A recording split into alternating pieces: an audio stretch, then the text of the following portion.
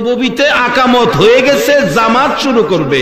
জামাতের ইমাম রহমতের নবী হযরত আলী ঘর থেকে বাহির হইছে, একজন মুরব্বী সাদা দাড়ি ইহুদি, মুসলমানও না।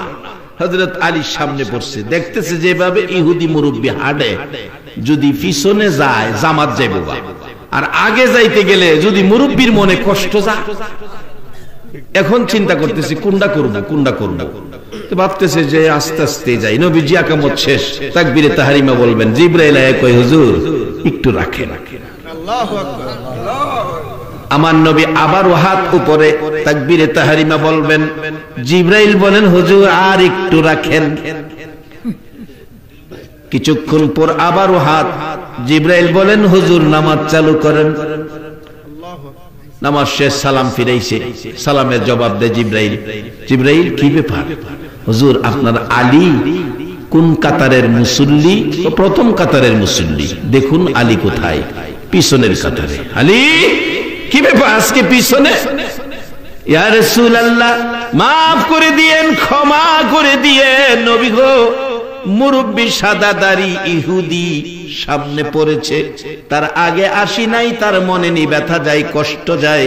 পিছে পিছে আসছি, আগে আসলে ব্যথা যাবে, পিছে পিছে থাকলে জামাত হারাবে।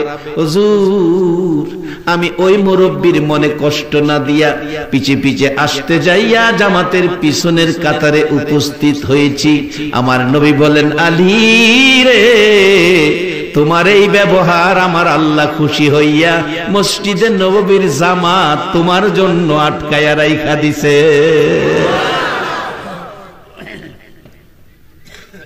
ও মুসলমান, এগুলি হবে মুসলমানদের কাজ। তোমাদের এই আচরণ দেখে বিধর্মী কাছে পিছে থাকলে তারা যেন বলে, হায় রে মুসলমানের ব্যবহার কত সুন্দর, তাহলে তোমার মুসলিম জীবন সার্থক।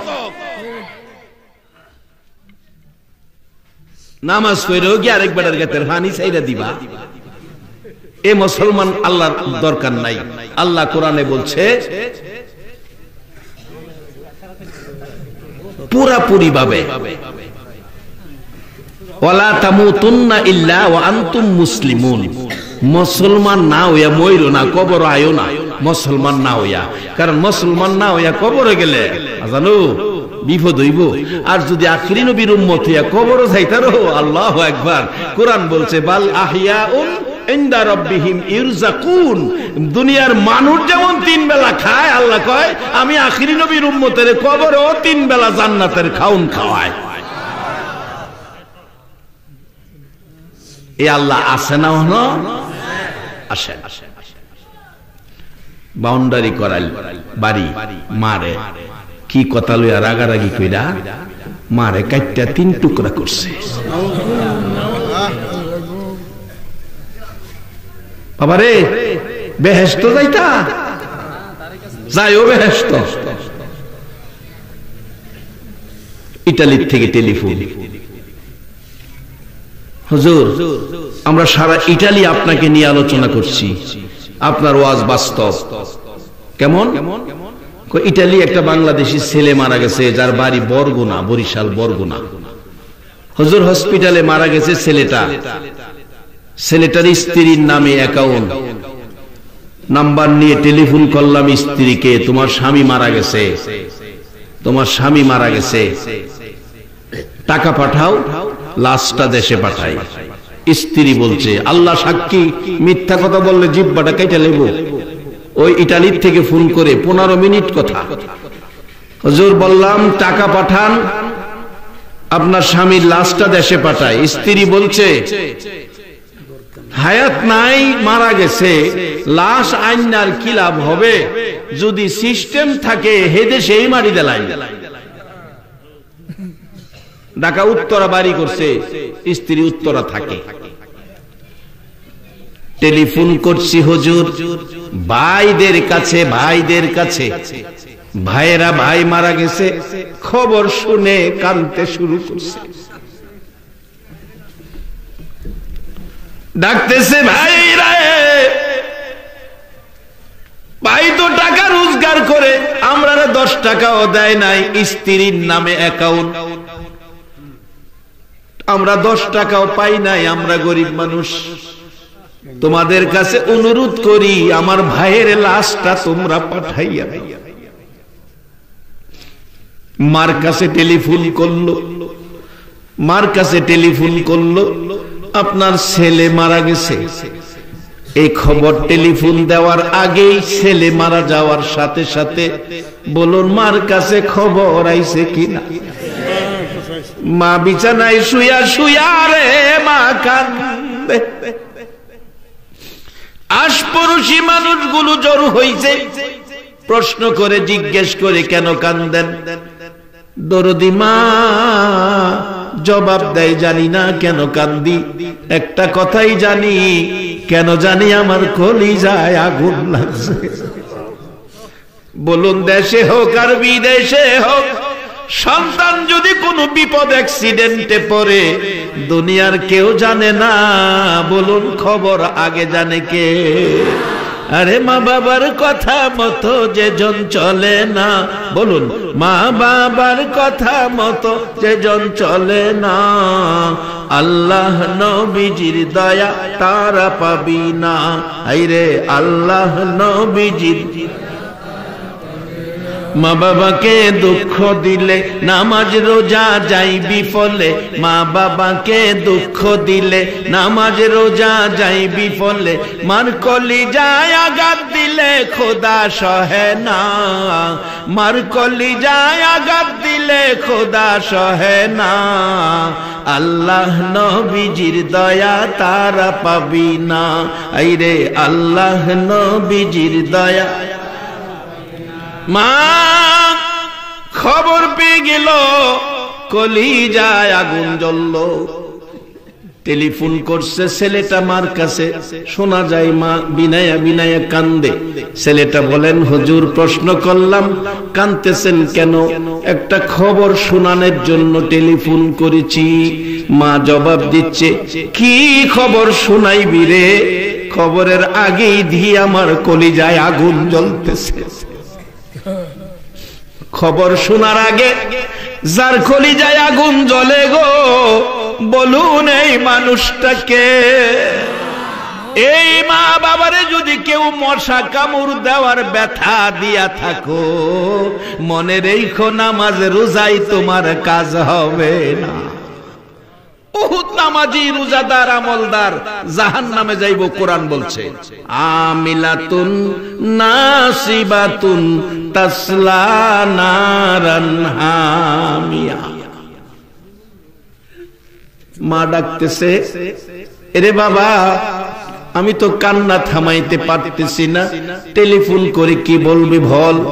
মাগো আপনার ছেলে মারা গেছে, এবার বলুন মার কান্না বাড়ছে না কমছে? তাই তো কবি বলছে মায়ের কান্দন যাবজ্জীবন, 2-4 মাস বনের কান্দন রে, ঘরের পরিবারের কান্দন কয়েকদিন পর থাকে না। দুঃখের দরদি আমার জনম দুঃখী মা, দুঃখের দরদি আমার জনম দুঃখী মা। ওই ছেলেটা বলছে হুজুর মা কথা বলতে পারে না, এই খবর শুনে কান্নার জন্য ডাকতেছে। বাবা আমার ছেলের লাশটা তোমরা আমি মার কুলে ফিরাইয়া দাও। যেইভাবে ছোট কালে প্রস্রাব পায়খানা করছে, নাকে দুর্গন্ধ লাগে নাই, আমি মা আমার ছেলের মৃত লাশটা পৌঁছাইয়া দাও। আমি এই দুর্গন্ধযুক্ত লাশটা আমি মা কুলে লইয়া কলিজা ঠান্ডা করব। অনুরোধ করি, আমি মার কাছে পয়সা নাই, তোমাদের কাছে ভিক্ষা চাই, ভিক্ষা চাই। আমার ছেলের মৃত দেহ লাশটা আমি মার কাছে ফিরাইয়া দাও। হুজুর মায়ের কান্না শুনে আমাদের সহ্য হয় নাই। আমরা বাংলাদেশিরা সকলে মিলে মসজিদ আছে, মসজিদ থেকে কালেকশন করে লাশটা বাড়িতে পাঠাইছি। আজকে 22 তারিখ, আজকে সেই লাশটা বাংলাদেশে আসার কথা। বলছে 22 তারিখে হুজুর লাশটা বাংলাদেশে যাবে, আজকে সেই লাশ বাংলাদেশে আসবে। বাজান স্ত্রী কই সুযোগ থাকলে সিস্টেম থাকলে এই দেশে মারি দেলান, আর ভাইয়েরা কান্দে টাকা নাই কি দিয়ে আনবো। মা বলছে ভিক্ষা চাই, আমার ছেলের লাশটা ফিরাইয়া দাও। এই মারে যদি 3 টুকরা করা হয়, বলুন এই জাতীয় উম্মতের সুপারিশ আমার নবী করবে কিনা?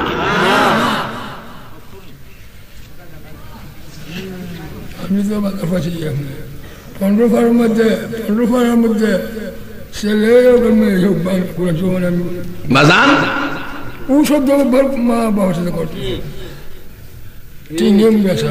জি, এটারই তো বুঝাইলাম। এটা মশা কামড় দেওয়ার ব্যথাও যদি মা বাবারে দেয়, এটাই কোরআনে বলছে উফিউ ওয়ালা তানহারহুমা। এই দিকে গেলাম, আমি যেটার মধ্যে আসি এটার মধ্যে থেকে আলোচনা। বাজান আল্লাহ কইছে রুকু সিজদার মাধ্যমে রবের ইবাদতের উপরে ভালো কাজ করেন। অন ভালো কাজটা এমনই করছে, মারে কাইটটা 3 টুকরা করছে। ছোট ছেলেটা ঢাকায় থাকতো, সুসন্তান হইলে মার জন্য, মা যেমন সন্তানের জন্য কলিজা জ্বলে, সুসন্তান হইলে মা বাবার জন্য হেরো কলিজা জ্বলে। ডাকাত থেকে মনে অশান্তি, কি হলো কি হলো কি হলো। বিকাল বেলা বাড়িতে আইছে, বাজান 10টা মাস পেটে লইয়া কি কষ্ট যে মা করছে, কোরআন শরীফ আইছে। এই মা যদি দুনিয়ার থাকে আল্লাহ হায়াত দেখ, সেজন্য দোয়া হবে। আর যদি মা বাবা দুনিয়ায় না থাকে আল্লাহ কবরে জান্নাতে শান্তি দেখ, সেজন্য দোয়া হবে। দোয়া পর্যন্ত থাকতে আপনারা রাজি আছেন না? আল্লাহ কবুল করো, সকলে বলুন আমিন। বলতেছিলাম ছোট ছেলেটা কয় কি হলো কি হলো, কেন আমার অশান্তি। বিকাল বেলা বাড়িতে আইছে, বাড়িতে আইসা ডাকতেছে মা কই, মা রে দেখি না। তার ভাইয়ের বউ কইতাছে তোমার মা মনে হয় তোমার বোনের বাদ গেছে। কিন্তু এরা লাশটা 3 টুকরার বড় অংশটা গোসলখানার বাথরুমের ভিতরে থুইয়া তালা মাইরা থুয়ে রাখছে, ছোট একটা অংশ 2 ঘরের ফাঁকো ফালায় রাখছে। নারী বুড়িটি উড়ানের মধ্যে গর্ত কইরা মাটির নিচে গাইরা লাইছে। একজন মহিলা দেখছে মাটি গর্ত করতেছে, বাউন্ডারি করেন বাড়ি তো, দূরতে জিজ্ঞেস কি করো, লাউ গাছ লাগাই। তে তোমার বাড়ি তুমি লাউ গাছ লাগাইলে আমার তো কিছু কোয়ার নাই। তবে একটা কথা আছে, ফাপ বলে বাপের ও সারে না বাজার। হ্যাঁ, এটা গেলে মনে রাখেন। যুবক ছেলে, হ্যাঁ বিয়া শাদী করছে না। এক মা কই, তোমার মা মনে তোমার বোনের বাড়ি দিয়েছে, পার্শ্ববর্তী গ্রামে বোন বিয়া দিছে। আমি মারে দেখি না, কেন জানি আমার খারাপ লাগতেছে, মারে দেখতাম। তাই আমি গোসলটা কইরা খাইয়া মারে গিয়ে লই আই। গোসল করতেও গেছে, গোসলখানার কাছে গিয়া দেখে বড় তালা। জিগাইল গোসলখানার তালা মারা কি লিগা? কয় এটা সমস্যা, এটা খুলুন যেত না, পাশে পুকুর আছে, পুকুরতে গোসল কইরাই পড়ে। যুবক দরজায় দাঁড়ায়া দাঁড়ায়া কান্দে, চাবি দাও গো, কেন জানি আমার কলিজায় আগুন লাগছে।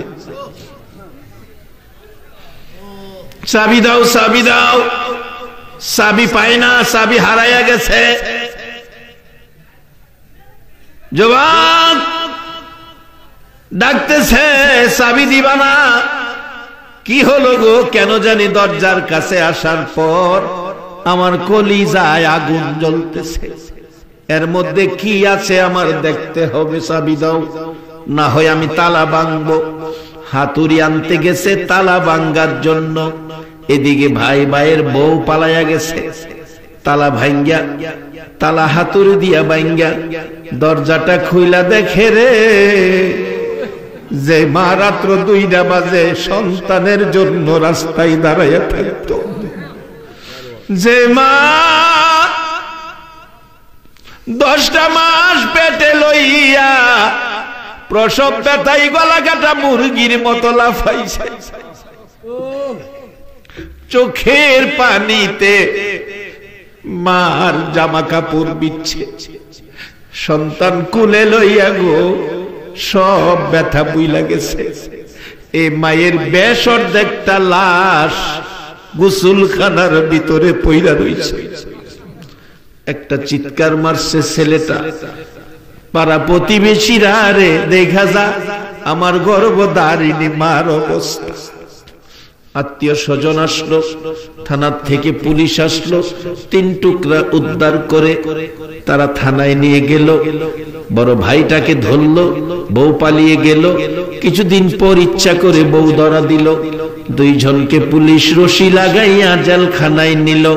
বলুন দুনিয়ার জেলখানার রশি লাগছে, জাহান্নামের জেলখানার রশি লাগবে কিনা? পৃথিবীর এমন কোন আমল নাই, সকল আমল যদি আপনার আমলে থাকে, মা বাবার সাথে যদি এই ব্যবহার করে থাকেন, তাহলে জাহান্নামের রশি আপনার হাতে লাগবে।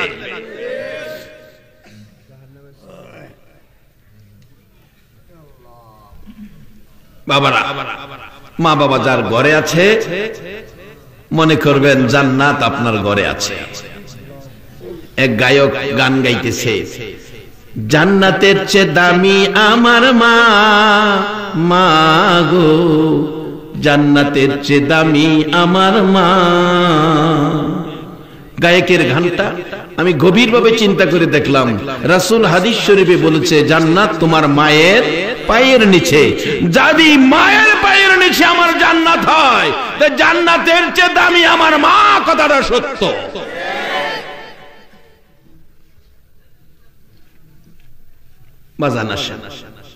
আল্লাহ বলছে জান্নাত দিব আমরা। জান্নাত আল্লাহর দরকার নাই তো আমরা দিব। জান্নাত নিবেন আপনারা, এখন নেওয়ার পথে আইছি। কিন্তু রুকু সেজদার মাধ্যমে ইমানদার যারা রুকু সেজদার মাধ্যমে ইবাদতের পরে এরপরে অফ আলুল খয়রা, ভালো কাজ করেন। ভালো কাজ যদি কমও করেন, খারাপ করেন না, খারাপ করেন না। আমি আজকে আপনাদের যারা আমার বয়সে বড় আপনাদের পায়ে ধরে বলি, যারা আমার ছোট আপনাদের হাতে ধরে বলি, বাজান ভালো কাজ যদি কমও করো, খারাপ কাজটা করো না। কারণ আজকে মুসলমান বিশ্বজুড়ে ঘৃণিত হয়ে গেছে, অথচ মুসলমান সকল শ্রেষ্ঠত্ব মুসলমানের। আখিরি নবীর উম্মতের শ্রেষ্ঠত্বের ঘোষণা আল্লাহ দিয়েছে, কুনতুম খায়রা উম্মাতিন উখরিজাত লিন-নাস। একবার বলুন আল্লাহু আকবার।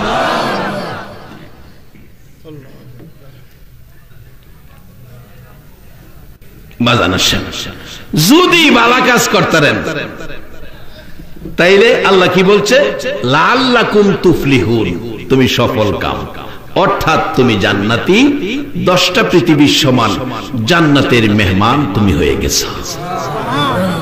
ভালো কাজ যেই করবেন, গরিব ধনীর প্রশ্ন না, অফিসার শ্রমিকের প্রশ্ন না বাজান। আসুন দেখি ইমাম গাজ্জালী সাহেব রহমাতুল্লাহ আলাইহির জীবনীর মধ্যে আমার নবী স্বপ্ন যুগে ইমাম গাজ্জালী সাহেবকে বলতেছেন, স্বপ্ন যুগে নবীকে স্বপ্নে দেখলে 100% নবীকেই দেখছেন। নবীর সূরত ধরার ক্ষমতা শয়তানের নাই।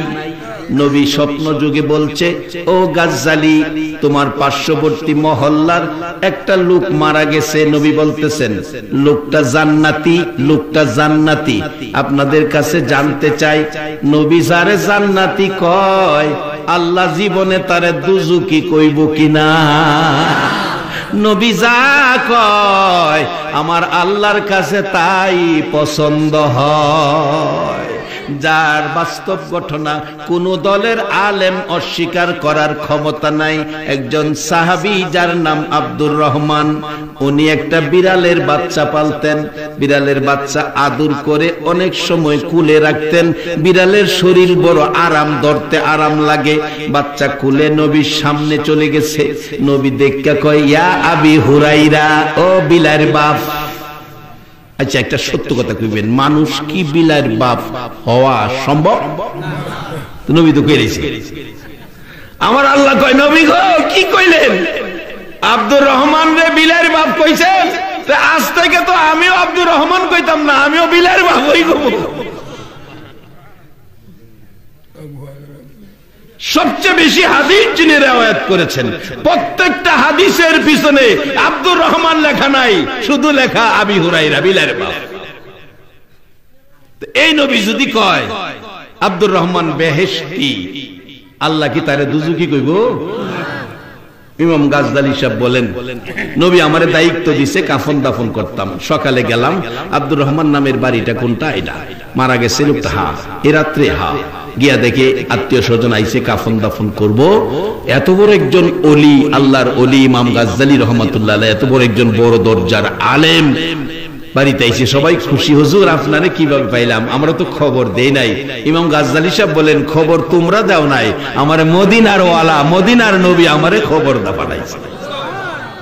আমি আজকে আশা করব এই মাহফিলের কার জন্য জানি মদিনার নবী এসে জান্নাতের খবর দেয়া যায়, এ নসিব নিয়ে আমাদের হয়ে যায়।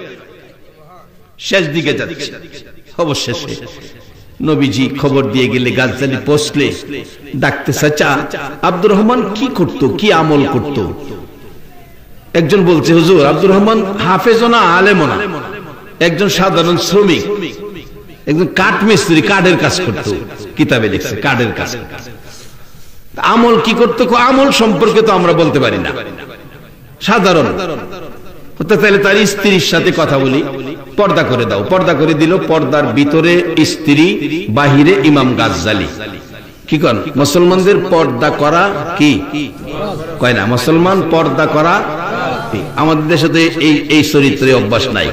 দেখবেন যাইবো, ভালো ভাই বাইতাছ, ভালো ভাই বাইত নাই তো, ভাই যখন বাইত না ভাবিরই দেখে যায়। ও মুসলমান, কে দিল তোমার সেই অধিকার ভাবিরে দেখতা?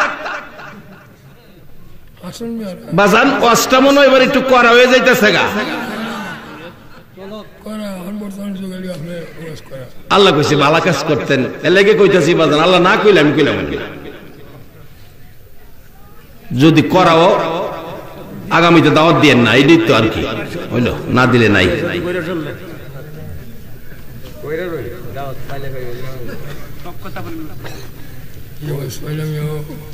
গাজদালি সাহেব রহমাতুল্লাহ আলাইহি কত বড় দরজার আলেম, ডাকতেছে, মা। মহিলারা কাঁদতেছে, মাগো তোমার স্বামী কি আমল করতো বলো তো, যার বিনিময়ে রাসূল এসে জান্নাতের খবর দিয়া গেল। মহিলাটা কান্দে আর ডাকে, হুজুর আমার স্বামী একজন কাঠ মিস্ত্রি ছিল, আলেম ছিল না, হাফেজ ছিল না। একজন হাফেজ আলেমের দাম অনেক বেশি, একজন হাফেজ একজন আলেমের দাম অনেক বেশি। একটা আলেম যদি অপরাধ করে হাসরের দিন আমার আল্লাহ বিচার করবে, ঠিক সাধারণ মানুষের সামনে বিচার করবে না, কারণ তারা নাইবে নবী নূরের পর্দা টানায়া বিচার করব। পর্দার ভিতরে মানুষের দেখাইতে না।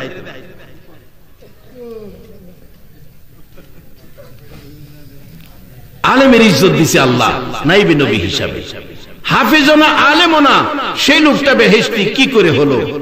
মহিলাটা কান্দে আর ডাকে, হুজুর দুইটা আমল করতে দেখেছি গো হুজুর। একটা আমল হলো কাঠ মিস্ত্রি, কাঠের দুইটা মাথার সাইটা জোড়া দিবে, জোড়া দেওয়ার পরিবেশ করে মাঝখানে লোহা তার কাটা মারবে, হাতুড়ি উপরে উঠাইছে, লোহার উপরে আঘাত করবে, একেবারে পিছনের দিকে হাতুড়ি নিচে আঘাত করবে।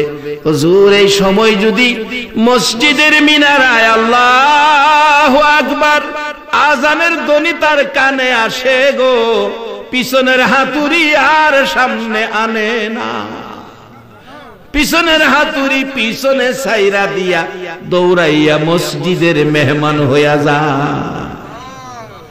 একটা আমল হুজুর দেখছি, আর একটা আমল আছে হুজুর। কি আমল? আপনার সামনে একটা কাঠের থাক দেখা যায়, বাবা একটা থাক আসেনি? আছে। একখান কোরআন শরীফ আসেনি? দেখেন, আছে।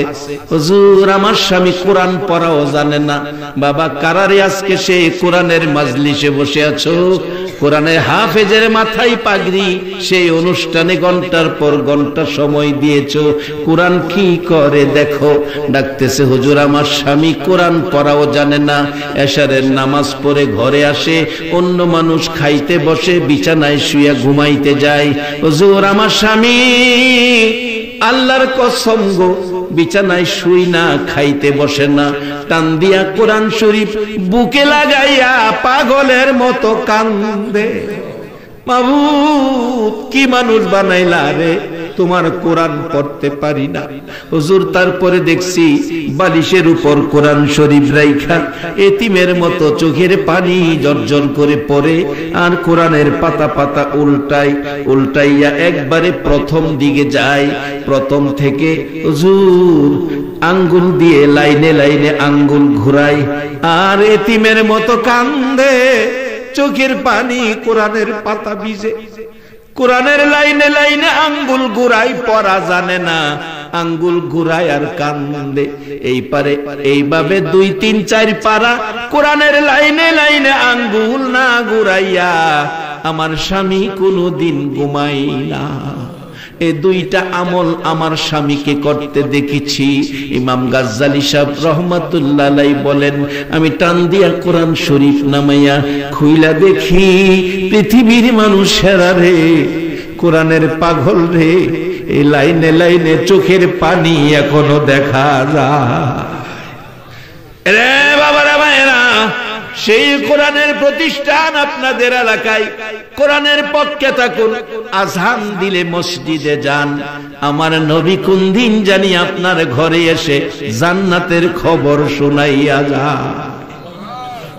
জীবনে ভালো কাজ করেন, খারাপ কাজটা করেন না। মুসলমানের জন্য খারাপ কাজ করা মোটেও উচিত না। যারা আজকের আলোচনার পর অন্যায় থেকে নিজেকে ফিরাই আনবেন, আল্লাহ বলছে ওয়া আম্মা মান খাফা মাকামা রাব্বিহি ওয়া নাহান নাফসা আনিল হাওয়া ফা ইন্নাল জান্নাতা হিয়াল মাওয়া। যারা নিজেকে অন্যায় থেকে বাঁচায়া ভালো কাজে যায়, আল্লাহ তাকে জান্নাতুল মাওয়া পুরস্কার দেয়।